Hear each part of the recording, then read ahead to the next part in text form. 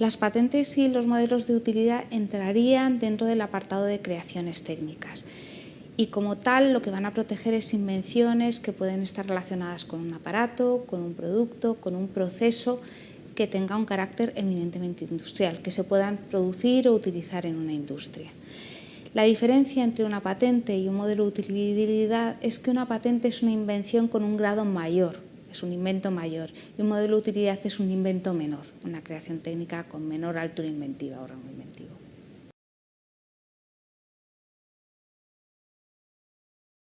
Las patentes y los modelos de utilidad son creaciones de carácter técnico y que lo que otorgan es un derecho, un monopolio de explotación en exclusiva para ser la única persona, la única empresa o institución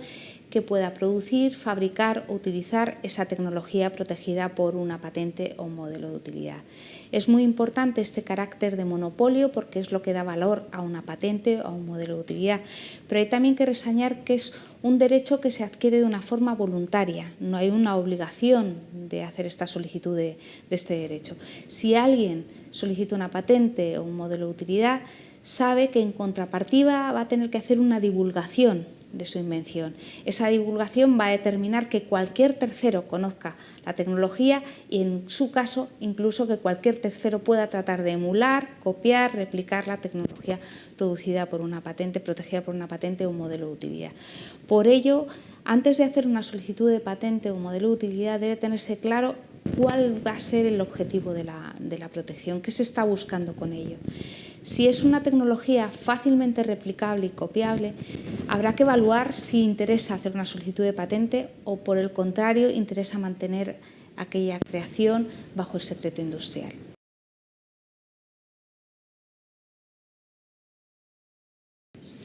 Los requisitos de patentabilidad que se aplican tanto a las patentes como a los modelos de utilidad van a ser tres. Por un lado, la novedad, la actividad inventiva y la aplicación industrial. La aplicación industrial, su propio nombre indica en qué consiste. La aplicación industrial es que aquella creación pueda ser utilizada o producida en una industria. La novedad es un concepto muy amplio que lo que indica es que aquella invención no haya sido conocida por ningún medio antes de la fecha de solicitud del invento. Al decir por ningún medio es que no haya ningún tipo de documento escrito, oral o prueba documental que determine que aquella creación ya es conocida de alguna forma.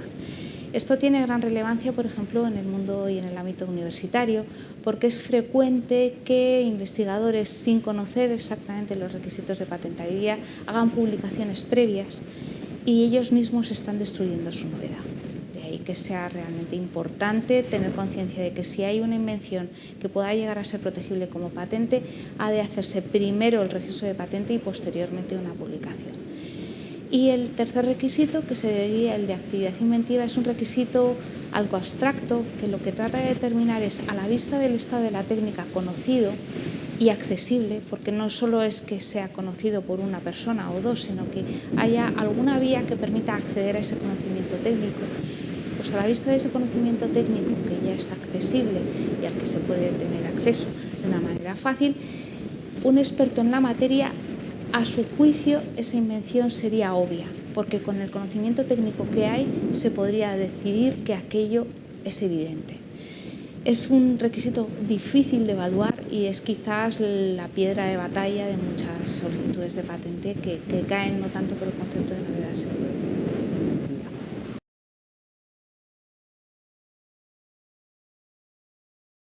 Además de los requisitos de patentabilidad, novedad, actividad inventiva, aplicación industrial, la legislación establece también creaciones que, a pesar de pudiendo cumplir estos tres requisitos, no son protegibles como patentes o modelos de utilidad. En algunos casos porque se considera que no son creaciones de carácter técnico. Por ejemplo, se considera que un descubrimiento científico o una regla de juego o un programa informático no tienen carácter técnico y como tal no pueden ser protegidos como patentes.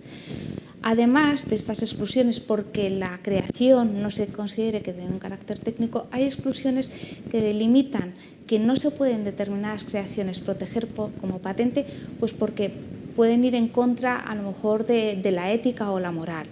Por ejemplo, no se considera que puedan ser protegibles como patentes las partes del cuerpo humano o animal, no se pueden proteger como patente aquellas invenciones relacionadas con usos comerciales de los embriones humanos, o no se considera que pueden ser protegibles como patentes las razas animales o las variedades vegetales porque puede haber otro tipo de derechos de propiedad industrial que cuadran mejor con este tipo de invenciones.